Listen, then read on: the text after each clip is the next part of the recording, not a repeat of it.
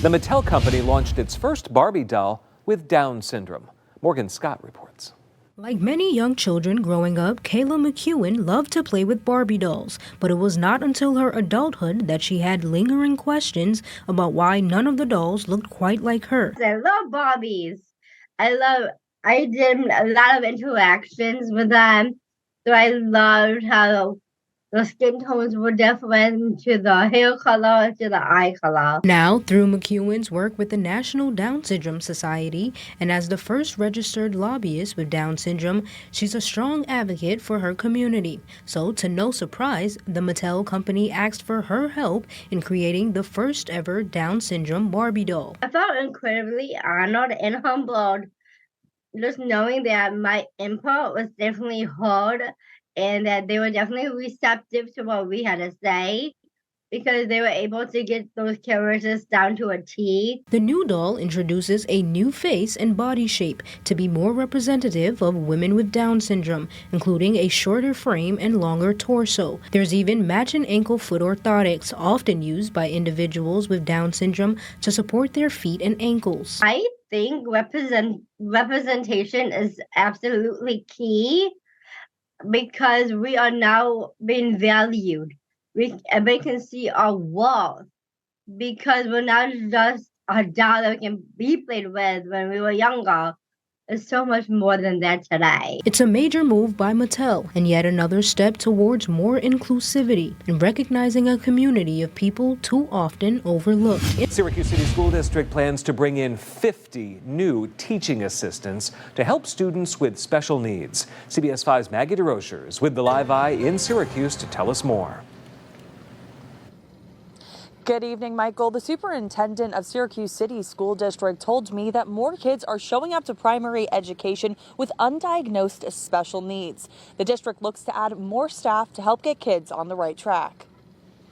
Syracuse City School District has found kids are struggling, and since the pandemic, students have struggled even more. As we looked at our pre-K students coming in, 3- and 4-year-olds, we see the higher need in them, and we need to support them right away so that we can mitigate some of those circumstances moving forward. By addressing issues at an early age, the district hopes to better prepare students to be productive learners.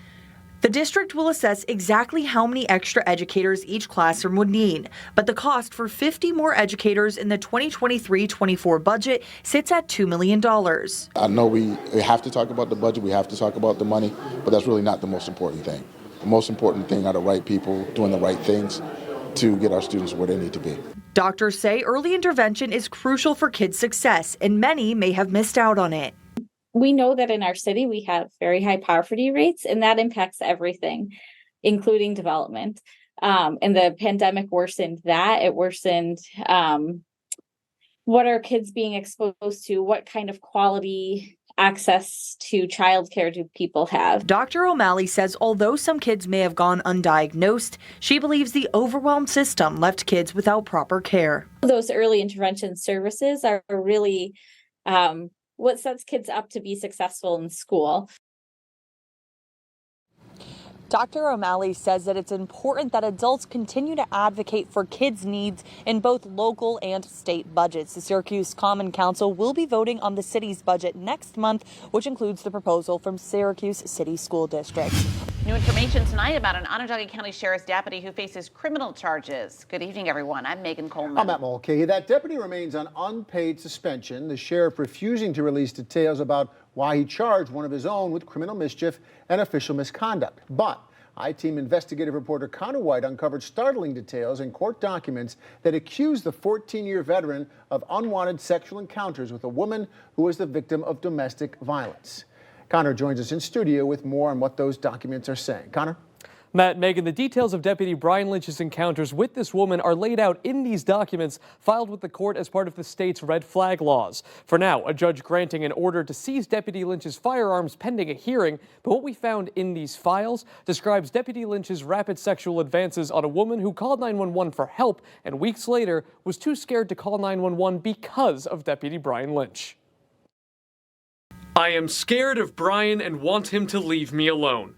These are the words of a woman describing Deputy Brian Lynch. She'd met him about a month prior when he responded to this gas station in Mattydale in late March. She was concerned about her ex-boyfriend stealing her car after an argument. The woman says that she and Lynch were flirtatious with each other on scene. The next morning, she discovered Lynch had located her on social media and messaged her just after 4 a.m. Lynch told investigators he was seeking an intimate relationship with her. About a week and a half later, another incident with the woman's ex-boyfriend, and once again, it's Lynch who responds in uniform. Over the next 5 days, the woman says that Lynch makes repeated contact with her at her own home. She says he started kissing her multiple times. She tells police, quote, "I was okay with the kissing, but stopped him from pushing my dress up." On one occasion, Lynch brings documents to her home related to the incident with her ex, and she feels he's pressuring her to sign them and press criminal charges, later admitting she didn't read them fully and they contained many mistakes. On April 17th, the woman says she met Lynch at this Mattydale McDonald's. After kissing her a few times, he insists on coming over later that night, and she repeatedly explains that she won't be home. Later that night, she claims Lynch is calling and texting her, telling her that he had had a couple of beers, that he loved her, and he was still pressing to come over. Around 11:30, she gets notifications from her Ring cameras, seeing Lynch at her house, trying to break in, damaging 2 of her doors in the process. She says that she was scared that Brian was a cop and asks a friend to call 911 for her. The power imbalance is significant. Dr. Keith Taylor with the John Jay College of Criminal Justice once served with the New York Police Department. He says the allegations are deeply troubling. It's almost a double victimization because an individual that you rely on to act appropriately on your behalf betrays that trust for their own selfish motives. Lynch has had 14 years on the job, the first 8 working in the jail and the last 6 as a road patrol deputy. Dr. Taylor says it's critical that authorities comb through each of Lynch's past cases. For me, it is very disconcerting to see an officer abuse their authority in such a manner. The sheriff's office says they believe they've handled this appropriately and will thoroughly investigate, though they're not releasing Lynch's mugshot and not saying whether or not they're going to pour through each of the cases that Lynch has handled in the past. But so far, nobody else has come forward to speak about Lynch's conduct.